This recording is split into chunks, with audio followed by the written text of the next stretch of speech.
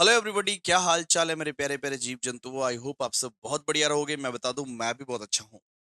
आज अपने लोग एफएम का एक नया चैप्टर स्टार्ट करेंगे जिसका नाम है दोस्तों कॉस्ट ऑफ कैपिटल।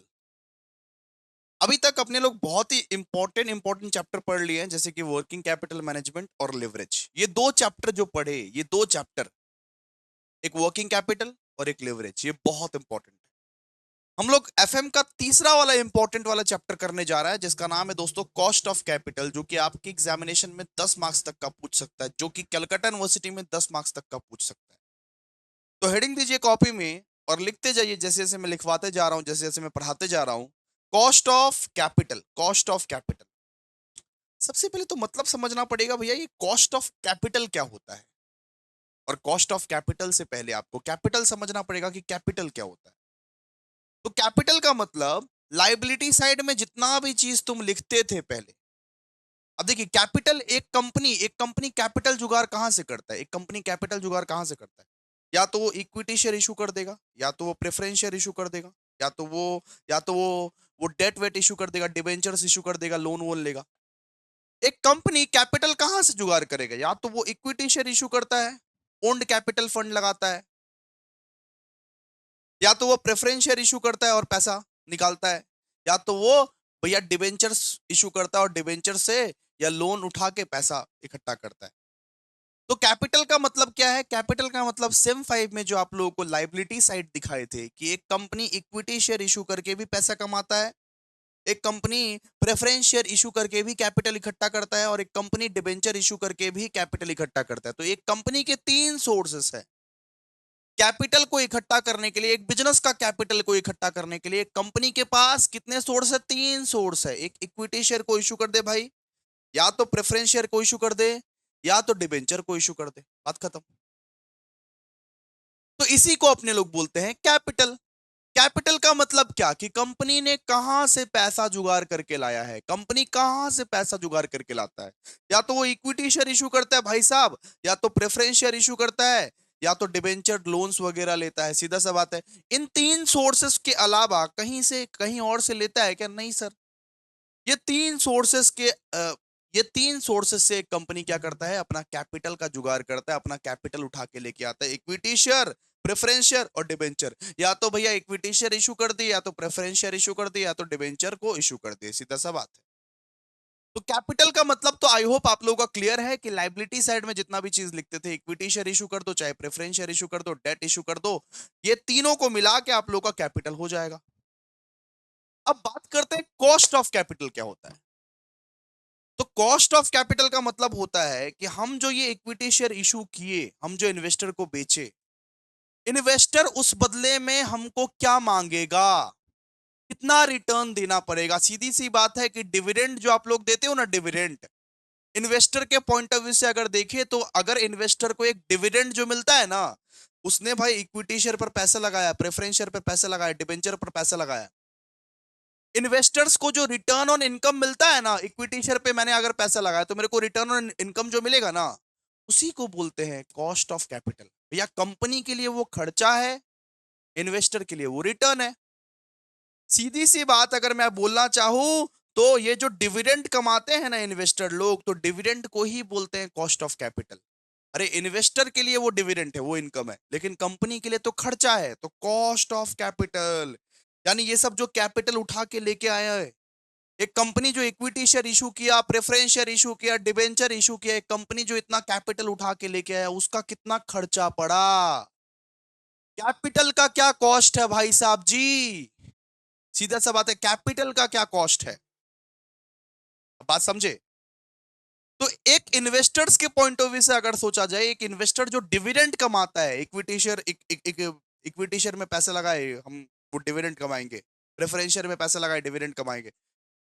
एक इन्वेस्टर्स जो डिविडेंड कमाता है, उसी को अगर कंपनी के पॉइंट ऑफ व्यू से देखें तो कंपनी का खर्चा है, इन्वेस्टर का मुनाफा है। अरे इन्वेस्टर का मुनाफा है और कंपनी का खर्चा है। ठीक है, सीधी सी बात है। मैं मान लो रिलायंस इंडस्ट्रीज लिमिटेड में 50,000 शेयर में पैसा लगाया हूं। तो रिलायंस इंडस्ट्रीज लिमिटेड मान लो हमको 10 लाख रुपए डिविडेंड देगा। हर साल हमको 10 लाख रुपए डिविडेंड देता है रिलायंस इंडस्ट्रीज लिमिटेड, मान लो।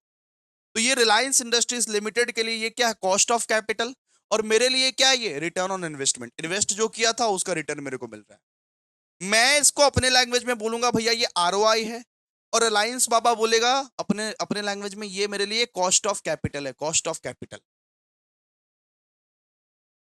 रिलायंस इंडस्ट्रीज लिमिटेड जो इक्विटी शेयर के मेरे को पैसे दे रहे हैं, डिविडेंड दे रहे हैं, डिविडेंड जो दे रहे हैं, तो वो रिलायंस इंडस्ट्रीज लिमिटेड के लिए कॉस्ट ऑफ कैपिटल है, और मेरे लिए क्या है, वो रिटर्न ऑन इन्वेस्टमेंट है। मेरे लिए भैया डिविडेंड है, मैं उसको बोलूंगा ये मेरा डिविडेंड है। लेकिन जो कंपनी मेरे को दे रहा है उसके लिए वो क्या है, उसके लिए वो कॉस्ट ऑफ कैपिटल है, उसके लिए वो कॉस्ट ऑफ कैपिटल है। बात समझे? ओके। तो सीधा सा बात है, कॉस्ट ऑफ कैपिटल का मतलब क्या होता है कि कंपनी जो मांग के लाई थी, कंपनी जो कैपिटल इकट्ठा करके लाई थी, चाहे इक्विटी शेयर को इशू करके, प्रेफरेंस शेयर को इशू करके, या डिबेंचर को इशू करके, तो कंपनी को उस बदले में कितना खर्चा करना पड़ेगा, कंपनी को उसके बदले में क्या देना पड़ेगा।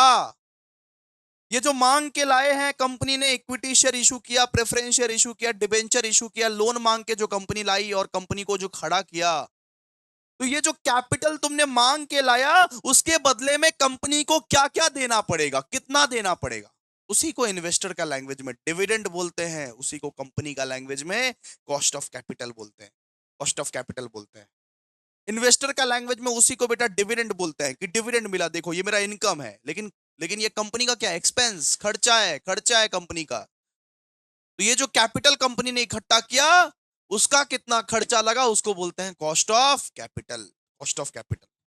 आइए पढ़िए। तो the cost of capital means the cost of using funds of investors, मतलब इन्वेस्टर्स का जो फंड्स कंपनी यूज करती है, इक्विटी शेयर इशू करते हैं, प्रेफरेंस शेयर इशू करते हैं, डिबेंचर इशू करती है, इन्वेस्टर का ही तो फंड्स यूज करती है ना कंपनी। तो उसका खर्चा कितना पड़ेगा, एक कंपनी को कितना देना पड़ेगा रिटर्न में इन्वेस्टर्स को, उसको बोलते हैं अपने लोग कॉस्ट ऑफ कैपिटल।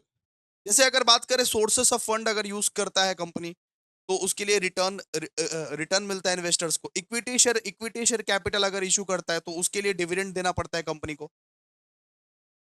ठीक है, अगर मान लो तुम इक्विटी शेयर कैपिटल में पैसा लगाए, इक्विटी शेयर में पैसा लगाए, तो तुमको क्या मिलेगा, डिविडेंड मिलेगा। तुम मान लो प्रेफरेंस शेयर में पैसा लगाए, तो तुमको क्या मिलेगा, डिविडेंड मिलेगा। तुम मान लो अगर डिबेंचर में पैसा लगाए, डिबेंचर में, एक कंपनी का डिबेंचर या लोन में ये पैसा लगाए, तो तुमको इंटरेस्ट मिलेगा। ठीक है, इक्विटी शेयर में पैसा लगाए, डिविडेंड मिलेगा, प्रेफरेंस शेयर में पैसा लगाए, डिविडेंड मिलेगा, और डिबेंचर और लोन में तुमने इन्वेस्ट किया तो इंटरेस्ट मिलेगा। ये मैं इन्वेस्टर्स के पॉइंट ऑफ व्यू से बोल रहा हूं। ठीक है, आज अपने लोग क्या सीखेंगे, आज अपना मेन मकसद है बेटा स्पेसिफिक कॉस्ट ऑफ कैपिटल को सीखना। आप लोग उतारते भी जाइए पॉज करके, आप लोग पॉज करके उतारते भी जाइए, मुंह मत देखिए मेरा। ठीक है, तो आज अपने लोग क्या सीखेंगे, आज अपने लोग ये सीखेंगे specific cost of capital. Specific cost of capital का मतलब क्या होता है, कि आज हम लोग ये देखेंगे कि डिबेंचर या शेयर्स या प्रेफरेंस शेयर्स का कॉस्ट ऑफ कैपिटल कितना है, एक एक का कॉस्ट ऑफ कैपिटल निकाल निकाल के देखेंगे, हर एक सोर्सेस ऑफ कैपिटल का। सीधा सा बात है, कॉस्ट ऑफ कैपिटल निकाल निकाल के देखेंगे, निकाल निकाल के देखेंगे कि डिबेंचर का कितना है, इक्विटी शेयर का कितना है कॉस्ट ऑफ कैपिटल, फिर ये प्रेफरेंस शेयर का कितना है cost of capital. Specific cost of capital मतलब क्या होता है, कि हर एक सोर्सेस का कैपिटल निकाल निकाल के चेक करो, निकाल निकाल के चेक करो। When cost of capital of every sources of capital is calculated separately, then it is called specific cost of capital. हम अभी आपको पढ़ा है ना कि इक्विटी का कितना है, इक्विटी का कॉस्ट ऑफ कैपिटल कितना है, प्रेफरेंस शेयर का कॉस्ट ऑफ कैपिटल कितना है, डिबेंचर का कॉस्ट ऑफ कैपिटल कितना है, वो सब जो निकालोगे आप उसको बोलते हैं दोस्तों स्पेसिफिक कॉस्ट ऑफ कैपिटल। आज अपने लोगों को यही पढ़ना है, आज अपने लोगों को यही पढ़ना है कि इक्विटी शेयर में पैसा लगाए कितना रिटर्न मिलेगा, कॉस्ट ऑफ कैपिटल कितना है, फिर डिबेंचर का कॉस्ट ऑफ कैपिटल कितना है, प्रेफरेंस शेयर का कॉस्ट ऑफ कैपिटल कितना है। ठीक है, क्लियर है? चलिए आइए लिखिए, आइए सबसे पहले अपने लोग बात करेंगे कि डिबेंचर का कॉस्ट ऑफ कैपिटल किस तरीके से निकाला जाता है। देखिए कौन सा टॉपिक चलेगा, ये टॉपिक नंबर 4।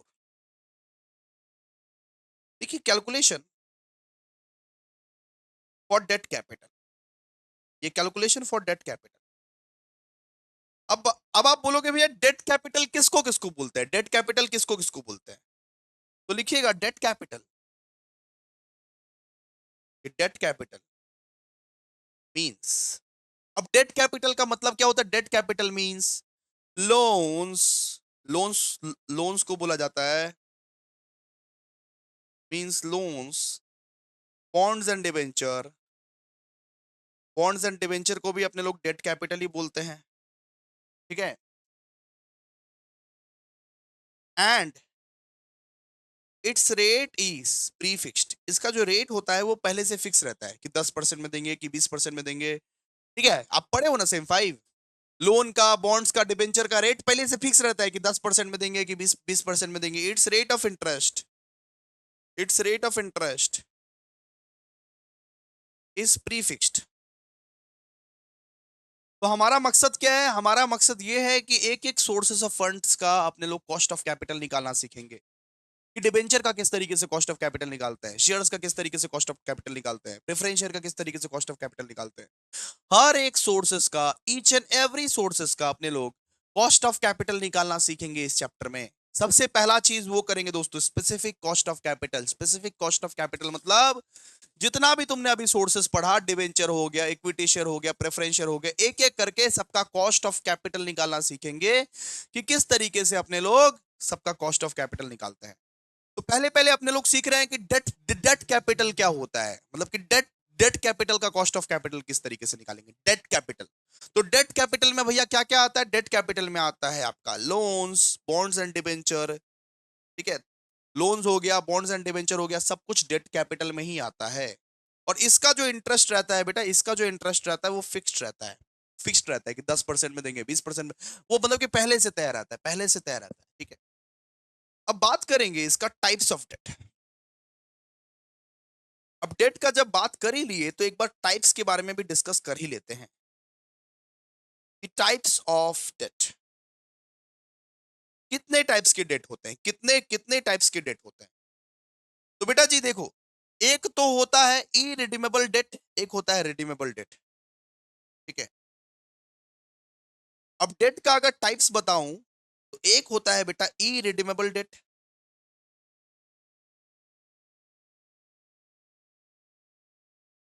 एक होता है रिडीमेबल डेट, रिडीमेबल डेट। जहां पे डिवेंचर का कोई लाइफ दिया नहीं हुआ है, लाइफ इज नॉट नोन, जहां पे डिबेंचर का लाइफ इज नॉट नोन, देखिए ये debt life is not known. Question में आप देखोगे कि डिबेंचर का कुछ लाइफ ही नहीं है नॉर्मली, कितना साल का डिबेंचर है, कितना साल का डेटा दिया ही नहीं हुआ है क्वेश्चन में। क्वेश्चन में अगर ये डिबेंचर का या डेट का या लोन का कुछ लाइफ दिया ही नहीं हुआ है, कितना साल का लोन है, कितना साल का डिबेंचर है, तो उसको बोलते हैं irredeemable debt. Irredeemable debt क्या, ई रिडीमेबल डेट, कि जब debt life is not known उसको अपने लोग क्या बोलते हैं, ई रिडीमेबल डेट। और जब डेट का लाइफ आपको पता रहे कि 20 साल का है, 30 साल का है, 10 साल का है, 5 साल का है, उसको बोलते हैं रिडीमेबल डेट।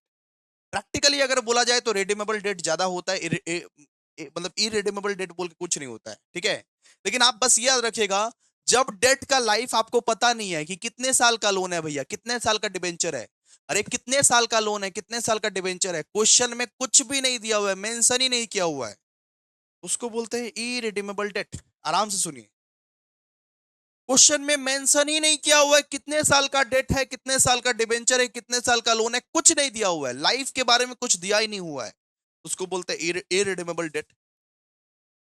और जब डेट लाइफ इज नोन, जब डेट लाइफ लाइफ दिया हुआ है, उसको बोलते हैं रिडीमेबल डेट, रिडीमेबल डेट, ठीक है, रिडीमेबल। तो हमने क्या क्या पढ़ा, हमने पढ़ा अभी, हम अभी पढ़ेंगे कि डेट कैपिटल का कॉस्ट ऑफ कैपिटल किस तरीके से निकालते हैं। डेट कैपिटल किसको बोलते हैं, लोन्स, बॉन्ड्स एंड डिबेंचर्स को बोलते हैं। इसका रेट ऑफ इंटरेस्ट जो है वो प्री फिक्स्ड रहता है। इसके कितने टाइप्स होते हैं, टाइप्स ऑफ डेट। एक होता है ई रिडीमेबल डेट, जब आपको डेट का लाइफ का कुछ पता नहीं हो, अता पता नहीं हो, घंटा कुछ पता हो लाइफ का, जब आपको डेट का कुछ लाइफ का पता नहीं हो उसको बोलते हैं ई रिडीमेबल डेट। और जब आपका मतलब कि डेट का लाइफ पता हो उसको बोलते हैं redeemable debt, redeemable debt. Okay आइए, अब अपने लोग ना फॉर्मूला लिखवाएंगे, रट लेना, पहले से बोल रहा हूँ, रट लेना, रटा नहीं जा रहा छोड़ो, पढ़ाई छोड़ दो, ठीक है। लॉजिकली इसको कैसे कैसे समझाए, फॉर्मूला है, फॉर्मूला है, ठीक है। अगर बेटा आप ई रिडीमेबल डेट को कैलकुलेट करना चाहते हो, हम सबसे पहले बात करेंगे ई रिडीमेबल डेट।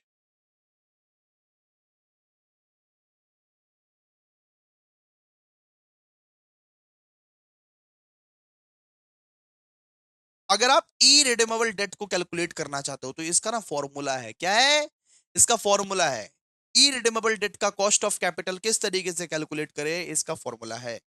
आइए, फॉर्मूला क्या है सर, सी डी लिखिए पहले, सी डी इक्वल्स टू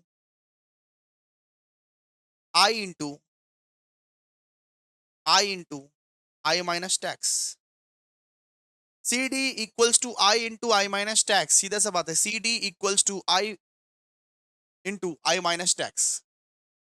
अब इसका मतलब क्या होता है सर, एक एक करके लिखवा दीजिए। लिखिए, वेयर वेयर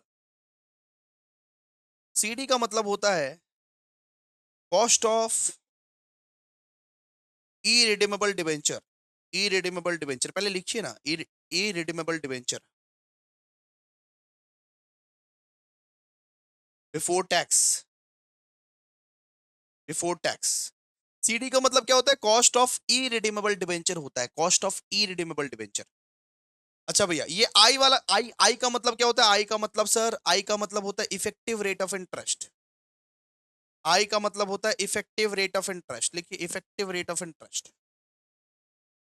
फॉर्मूला याद करना पड़ेगा, कुछ कर नहीं सकते, ठीक है। ऐसा नहीं कि सम्स बनाते बनाते बन जाएगा, याद करो इसको, बनाते बनाते नहीं बनेगा, एग्जाम में कंफ्यूज कंफ्यूज खा जाओगे। हम क्या बोले, ई रिडीमेबल डेट का अगर आप sources of capital, cost of capital calculate करना चाहते हैं तो ये वाला फॉर्मूला याद कर लेना, C D equals to I into I minus T. ठीक है, हम तो पढ़ा देंगे, आपको याद करना पड़ेगा, ठीक है। तो यहाँ पे सीडी का मतलब क्या होता है, सीडी का मतलब होता है cost of irredeemable debenture before tax. I का मतलब क्या होता है, effective rate of interest, effective rate of interest. फिर बात करेंगे, ये जो छोटा टी लिखा हुआ है, छोटा टी का मतलब क्या होता है सर, छोटा टी का मतलब होता है टैक्स रेट। छोटा टी का मतलब होता है टैक्स रेट। अब बात करेंगे, ये जो आई है इफेक्टिव रेट ऑफ इंटरेस्ट, इसको कैसे कैलकुलेट किया जाए सर। ये जो आई आप देख रहे हो इफेक्टिव रेट ऑफ इंटरेस्ट, इसको कैलकुलेट कैसे करते हैं, effective rate of interest calculate कैसे करता है ससुरा। आइए, अब अपने लोग बात करेंगे इफेक्टिव रेट ऑफ इंटरेस्ट, जिसको अपने लोग प्यार से आई बोलते हैं, इसको कैलकुलेट कैसे करते हैं। तो कैलकुलेट करने के लिए एनुअल इंटरेस्ट, देखिए एनुअल एनुअल इंटरेस्ट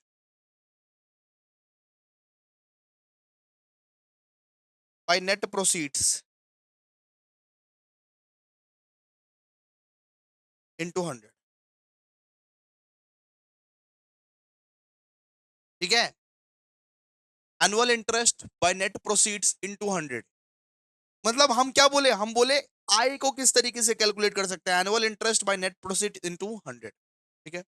अब बात करते हैं कि ये जो नेट प्रोसीड्स है, इसको कैसे क्या कैलकुलेट किया जाए। अगर ये क्वेश्चंस में नहीं दिया हुआ है, नेट प्रोसीड अगर क्वेश्चन में नहीं दिया हुआ है, नेट प्रोसीड कैसे कैलकुलेट किया जाए। आइए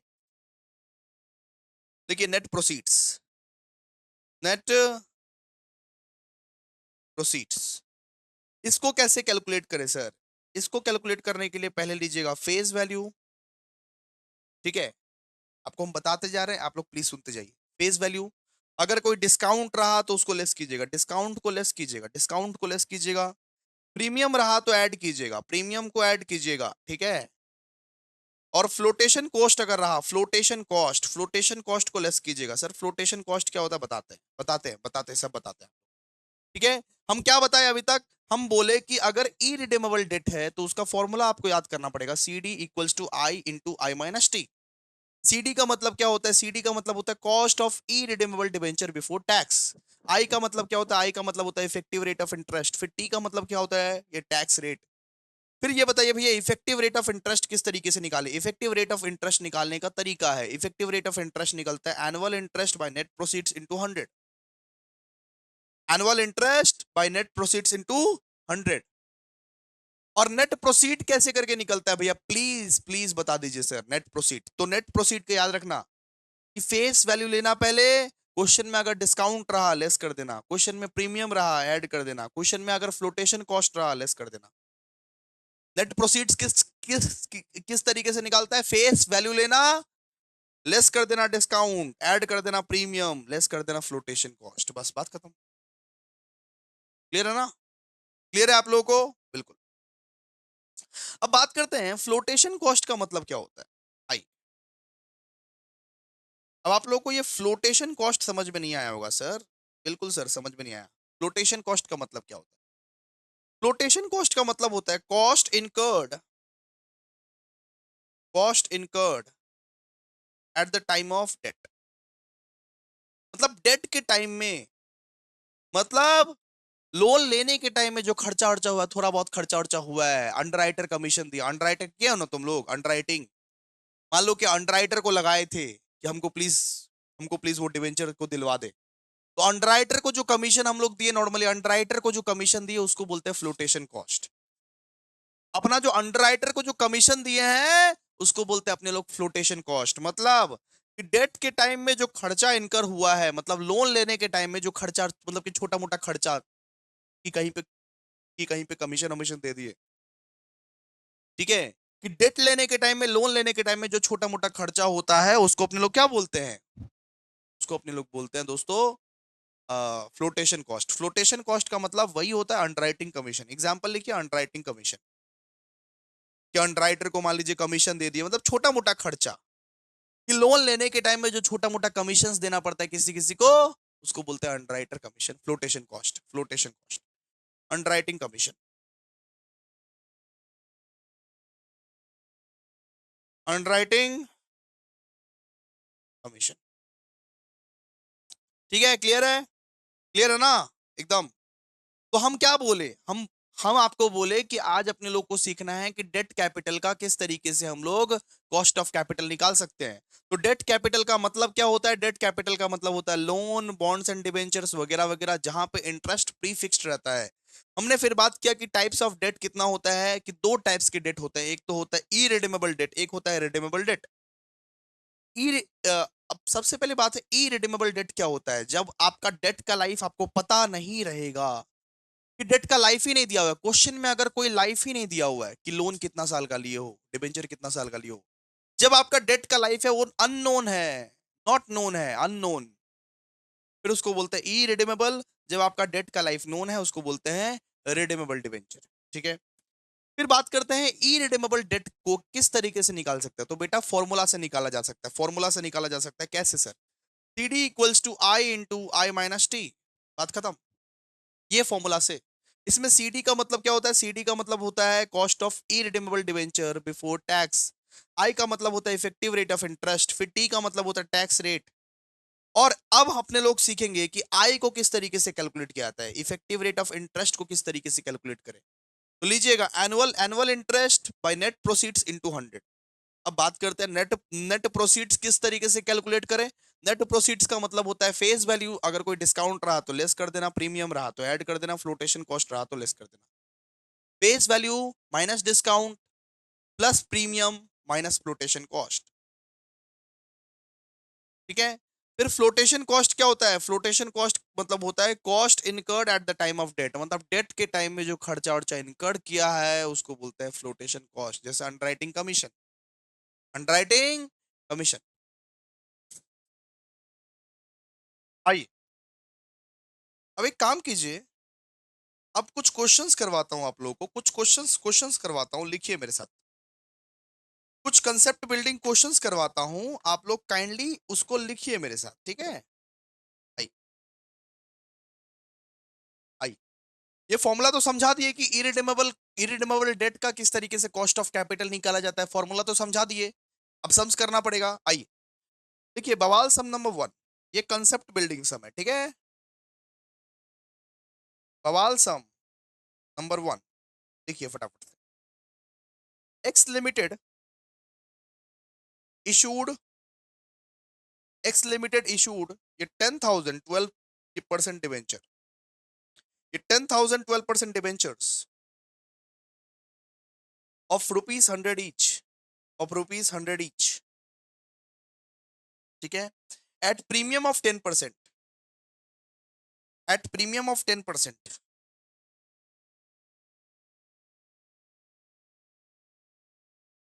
फिर दिया हुआ है फ्लोटेशन कॉस्ट। आपका जो फ्लोटेशन कॉस्ट है, flotation cost is 2% on face value.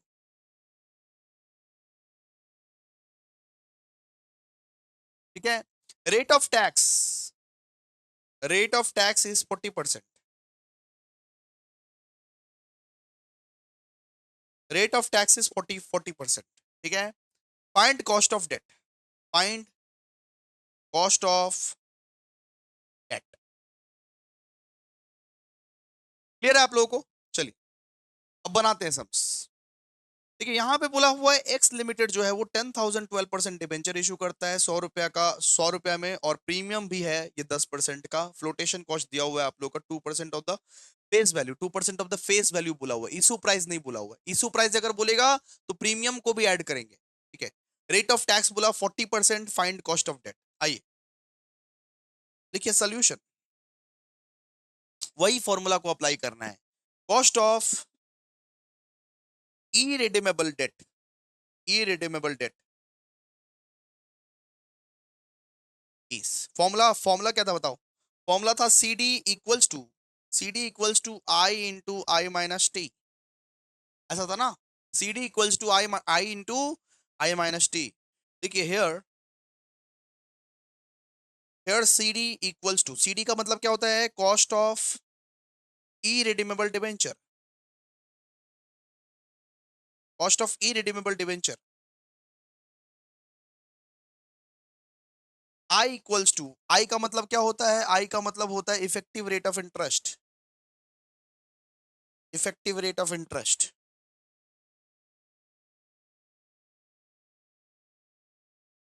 और टैक्स रेट कितना दिया हुआ है. टैक्स रेट भैया टैक्स रेट दिया हुआ है 40%. 40% टैक्स रेट दिया हुआ है आपका 40%. तो टी का मतलब क्या होता है. टी का मतलब क्या होता है. टी का मतलब होता है टैक्स रेट.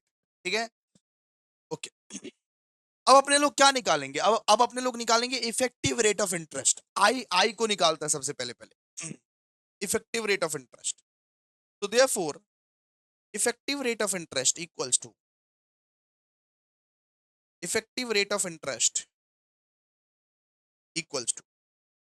फॉर्मूला क्या है आई को निकालने का. ये हम लोग क्या निकाल रहे हैं. आई निकाल रहे हैं. किसको निकाल रहे हैं भैया. आई को निकाल रहे हैं. इसका इसका फॉर्मूला क्या निकालने का. Annual interest by net proceeds into 100. ये बताइए एनुअल एनुअल इंटरेस्ट कितना है बताइए जल्दी बोलिए. एनुअल इंटरेस्ट किस तरीके से निकलता है सर. किस तरीके से निकलता है. देखिए डिबेंचर कितने में इशू हुआ है सर. 100 रुपए में इशू हुआ है. 100 रुपए में इशू हुआ है ना. और कितना परसेंट डिबेंचर था सर. 12% डिबेंचर था. 100 रुपया में इशू हुआ है. 12% डिबेंचर था. तो एनुअल इंटरेस्ट कितना निकलेगा. 100 × 12%. 100 रुपया का एक एक डिबेंचर है और 12% का डिबेंचर है. तो 100 × 12%. एनुअल इंटरेस्ट इंटरेस्ट कितना है. 100 × 12%. ठीक है. देखिए 100 × 12%. नेट प्रोसीड्स तो भैया अपने पास नहीं दिया हुआ है. निकालेंगे नेट प्रोसीड्स. नेट प्रोसीड किस तरीके से निकालते हैं भैया. सबसे पहले लीजिए फेस वैल्यू. फेस वैल्यू कितना है. 100 रुपया. कुछ प्रीमियम है क्या. क्वेश्चन में प्रीमियम है क्या. हाँ सर प्रीमियम है. 10% का प्रीमियम है. तो प्रीमियम है तो ऐड करो ना. मुंह क्या देख रहे हो. ऐड करो. कितना है प्रीमियम भैया. 10% का प्रीमियम है. 10% का प्रीमियम. 100 + 10. ठीक है. माइनस कर दीजिए फ्लोटेशन कॉस्ट. फ्लोटेशन कॉस्ट भी है. देखिए फ्लोटेशन कॉस्ट बोला 2% on face value. On face value. On face value 100. Face value कितना 100 है. अगर बोलता है इशू प्राइस तो प्रीमियम को जोड़ के करते नॉर्मली 110 पे निकालते. 110 पे. इशू प्राइस अगर बोलता तो प्रीमियम को भी कंसीडर करते. लेकिन फेस वैल्यू बोला 2% on face value. Flotation cost. तो फ्लोटेशन कॉस्ट कितना निकलेगा. 100 का 2% कितना होता है. 2. 100 का 2% कितना होता है. 2. तो फ्लोटेशन कॉस्ट को माइनस कर दीजिए. ठीक है. इंटू 100. निकालो कितना निकले. निकालो. निकाल निकाल निकाल. 100 × 12%. और नीचे क्या निकलेगा. 100 + 10 - 2. तो 12/108 इंटू 100. अरे बेवकूफ. सबसे पहले ऊपर ऊपर वाला को सॉल्व करो. फिर नीचे वाला को सॉल्व करो. फिर मल्टीप्लाई कर दो. ऊपर वाला को सॉल्व करो ना. कितना निकलेगा. 100 × 12. कितना निकलेगा 12. फिर नीचे वाला को सॉल्व करो. 100 + 10 - 2. 108, तो 12/108 कितना होता है? 12/108 इंटू 100। तो सबसे पहले ऊपर वाला फिर नीचे वाला फिर मल्टीप्लाई कर दो, सीधा सा बात। 11.11% आएगा। कितना आएगा बताइए? 11.11%। कैलकुलेट करना तो हम नहीं सिखा सकते ना, सो सॉरी। ठीक है, नाउ फॉर्मूला को अप्लाई कीजिए। Now C D equals to, formula formula क्या था बताइए? C D equals to I, I कितना है? आई है 11.11। C D equals to 11.11 into, फिर क्या था? I into I minus T, तो वापस आई कितना है? 11.11। और और टैक्स रेट कितना? Tax rate 40%। 40% जब भी दिया रहे मतलब क्या है? 0.40। क्या है? 0.40। ठीक है, sorry sorry sorry sorry sorry sorry, ये आई नहीं है था, ये वन माइनस टैक्स था। ये वन माइनस टैक्स था guys, one minus tax. Correct कर लो एक बार। जहां जहां भी लिखे हैं भाई, जहां जहां भी लिखे आई नहीं है, ये वाला आई नहीं है।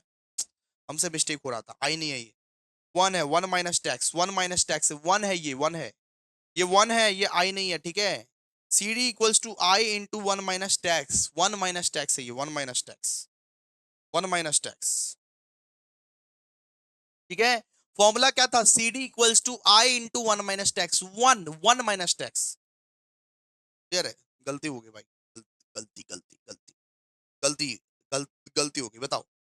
तो सीडी में आई कितना था? आई कितना निकला अपना? 11.11%। तो लिख दिए 11.11 लिख दिए। ठीक है, आई इंटू वन माइनस टैक्स ना, तो 1 - 40%, डायरेक्ट ऐसे कर दो। 1 - 40% निकालो, निकालो। 1 - 40% अगर निकालोगे तो कितना निकलेगा?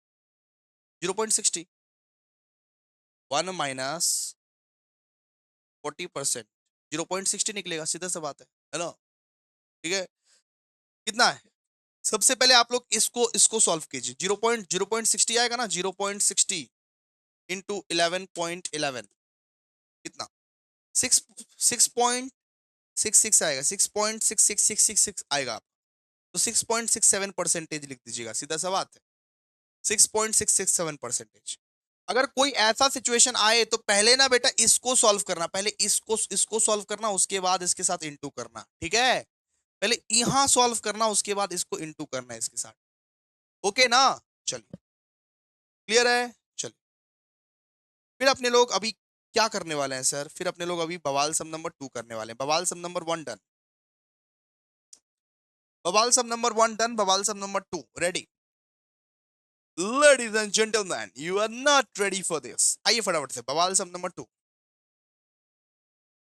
इसका कंसेप्ट आज खत्म कर देते हैं। ठीक है, हम लोग आज क्या सीखे? इरिडीमेबल डिबेंचर्स का कैलकुलेशन। इरिडीमेबल डिबेंचर का कॉस्ट ऑफ कैपिटल किस तरीके से निकालते हैं, आइए। देखिए, एक्स लिमिटेड इशूड ये 10,000, सॉरी 1,000, ये 10% debenture, 1,000 10% debenture of rupees 100 each, of rupees 100 each at a premium of, at a premium of ये 10%। फ्लोटेशन कॉस्ट दिया हुआ है, एफसी का मतलब, एफसी का मतलब फ्लोटेशन कॉस्ट। ठीक है, आप लोग फुल फॉर्म यूज करो। Flotation cost is 2% of issue price. इस बार दिया इशू प्राइस का 2%। इशू प्राइस का 2% मतलब face value plus premium, face value plus premium. Issue price का 2% निकालने बोला है, इशू प्राइस। फिर टैक्स रेट दिया हुआ है अपना, tax rate is 30%। Find cost of debt, find cost of debt. ठीक है, क्लियर है? चलिए आइए, देखिए, देखिए अब सोल्यूशन। फॉर्मूला क्या था बताइए? देखिए, cost of irredeemable date,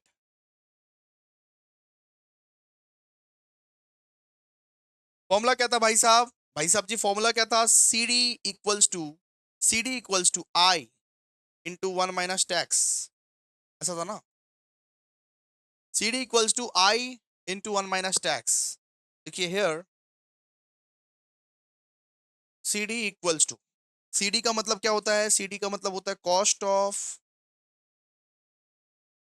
irredeemable debt, irredeemable debt after tax, ठीक है। फिर टी का मतलब क्या होता है? टी का मतलब होता है टैक्स रेट। हम्म,